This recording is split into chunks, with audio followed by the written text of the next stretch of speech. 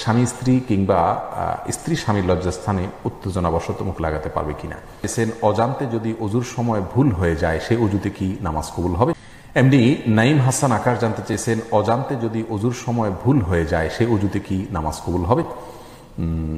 ভুলটার ধরন দেখতে হবে। যদি ফরজ কোনো বিষয় ছুটে যায় পরে আপনি নিশ্চিত হন তাহলে সেক্ষেত্রে তো আপনার নামাজ হবে না, ওই নামাজ দোহরাতে হবে। আর যদি অন্য কোনো ছোটোখাটো ভুল হয় তাহলে কোনো অসুবিধা নেই। নাসিরা তারান্নম আপনি জানতে চাইছেন দাজ্জাল কোন দেশে নামবে। দেখুন, দাজ্জাল পূর্ব দিক থেকে তার হবে, আপনার আবির্ভাব হবে, এটুকু হাদিস থেকে জানা যায় এবং কোন কোন ওলামা ইকরাম বিভিন্ন দেশের কথাও বলেছেন। শাহুর রহমান মিজান জানতে চেয়েছেন, মৃত ব্যক্তি লোন রেখে মারা গেছে, আমাদের করণীয় কি। আর ব্যাংকের লোন কিস্তি হিসাবে দেওয়া হয়।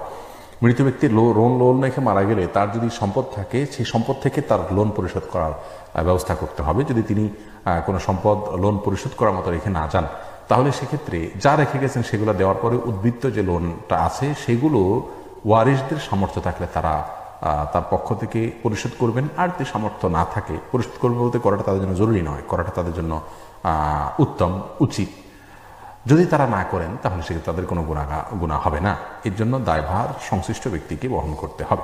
যদি আপনি আগে দিয়ে প্রশ্ন করেছেন আকিকার গোশত কয় ভাগ করতে হবে, কোনো নির্দিষ্ট ভাগ করা জরুরি নয়। তবে কোরআনে কারিমে আল্লাহ সুবহানাহু ওয়া তাআলা কোরবানি গোশতের ক্ষেত্রে যেটা বলেছেন, ফাকুলু মিনহা ওয়া আতিমুল কানিআ ওয়াল মু'তারা, তোমরা নিজেরা খাও এবং সাধারণ যারা মানুষের কাছে চেয়ে বেড়ায় না তাদেরকে দাও, আবার যারা অভাবী গরিব মানুষের কাছে চায় বাধ্য হয় তাদেরকেও দাও। অর্থাৎ নিজেরা খাওয়া, আত্মীয়স্বজনকে দান করো, গরিবকে দান করো, এরকম 3 ভাগে ভাগ করা মুস্তাহাব। লিজা সামিনা আপনি জানতে চেয়েছেন, শুধু ঘরোয়াভাবে বিবাহ বার্ষিকী পালন করা যাবে কিনা। স্বামী স্ত্রী মিলে যদি ওই দিন উপলক্ষে বিশেষ কিছু করেন সেটাকেও কোনো নিয়মিত আমল না বানাইয়া হঠাৎ মনে হলো তারা বিশেষ কিছু আনন্দ নিজেদের মধ্যে করলেন, হতে পারে। কিন্তু এটাকে সিস্টেম বানিয়ে নেওয়া, অনুষ্ঠান করা, এটি কোনো মুসলিমের জন্য উচিত নয়, যেহেতু এটি বিজাতিদের কালচার, অন্য ধর্মের মানুষের কালচার। আমাদের নিজস্ব কালচার এবং সংস্কৃতি রয়েছে, সেই দিকটাতেই আমাদের অনুসরণ করা উচিত।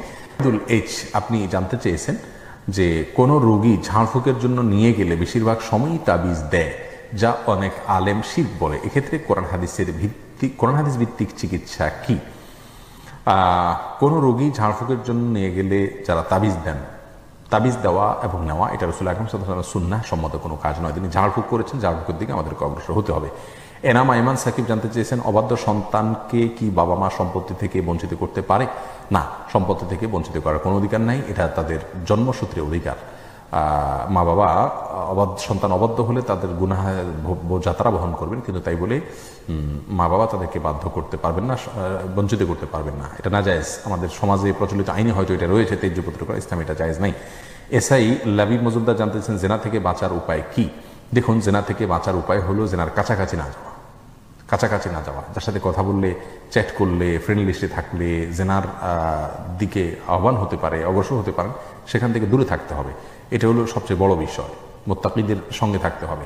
এমনি মিরাজ হোসেন জানতে চেয়েছেন, বিয়ের দেনমোহর বাকি রাখা যাবে কিনা। যাবে, হারাম হবে না। অনেকে মনে করেন যে বাকি রাখলে স্ত্রী হালাল হবে না, বিষয়টা সেরকম না। তবে হ্যাঁ, স্ত্রী বিয়ের রাতে, বাসর রাতে স্বামীকে মহারণা দিতে বাধ্য করতে পারেন, সে অধিকার স্ত্রীর আছে।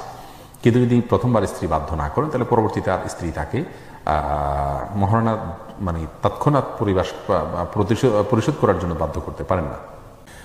রেজওয়ানুর রহমান হৃদয় জানতে চেয়েছেন, স্বামী স্ত্রী কিংবা স্ত্রী স্বামীর লজ্জাস্থানে উত্তেজনাবশত মুখ লাগাতে পারবে কিনা। এটা ঘৃণ্য কাজ ইসলামী শরিয়াতে। এটি আর কিছু না হলেও মাকরুহ, কমপক্ষে হারাম সরাসরি না হলেও মাকরুহ, অপছন্দনীয় কাজ।